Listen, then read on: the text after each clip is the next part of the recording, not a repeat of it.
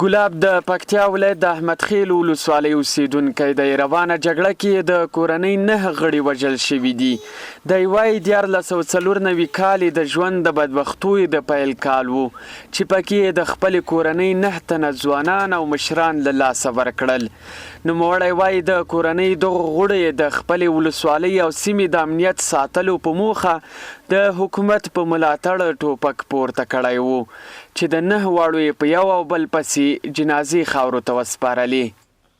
او په 1494 کال کې د مو کورنۍ 9 غړي وژل شوي چې دا د سیدومار په نوم دی، دا د نصیب په نوم دی، او دا د قاضي په نوم دی، او دا د ګل خان په نوم دی، او دا د خالد په نوم دی، او دا د رزیق په نوم دی، او داغه د شهید یارخان په نوم دی. داغه 9 غړي ټول په داغه 94 کال په جګړه کې موږ د لاس هغه کړي دي ورکړي دي. له ژوند ستړی ګلاب اوس په مرکز ګردیز کې په یوه کرایه کور کې ژوند کوي او د خپلو ماشومانو سره بیره له همدې وژل شویو 9 تنو څخه ورپاتې د ګڼ شمېر یتیمو ماشومانو او کونډو روزنه هم ورله غاړې ده. نوموړی له ګڼو اقتصادي ستونزو سره هم لاس او ګریوان دی. د ورځې په مزدورۍ ورپاتې د یتیمانو او کونډو روزنه کوي. ګلاب له حکومته ډیره ګیله لري او وایي چې له دومره قربانۍ سره یې بیا هم له شهیدانو امریت څخه خپل حقونه نه دي ترلاسه کړي. دی د جګړې پر ښکیلو غاړو هم غږ کوي چې نور خپلمنځي وژنو ته د پای ټکی کیږدي.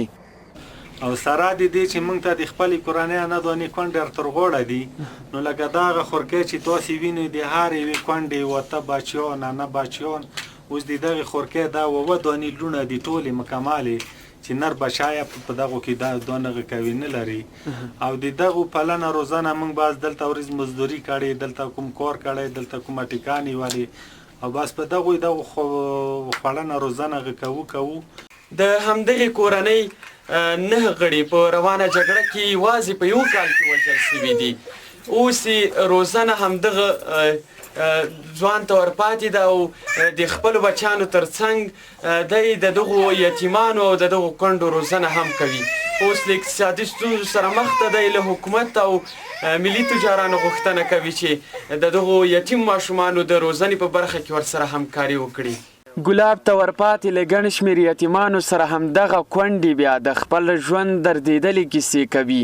دوی وایي ژوند د ډېر په کړاو تیریږي او د بل چا د اوږو بار دي چې دغه حالات اوس ورته رواني ناروغۍ هم پیدا کړي دي.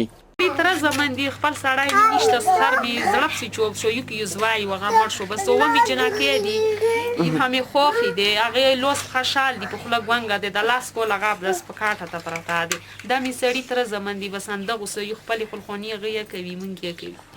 ژوند مو کړو داسې دی، غریبي مو دی، هغه شهید شو، ډېرې د سوچولو سه د غلو سه دا ومې کسات کې یخې دی، د رواني تکلیفه دغه شوی دی، پیدا شوی.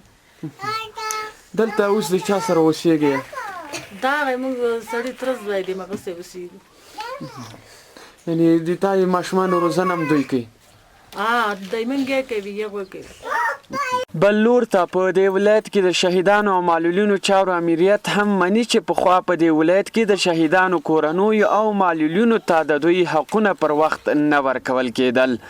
د یاد امریت سرپرست عبدالغفور جبارخیل وایي سږ کال یې شاوخوا 1200 کورنیو ته 6 میاشتني حقوق ورکړي دي.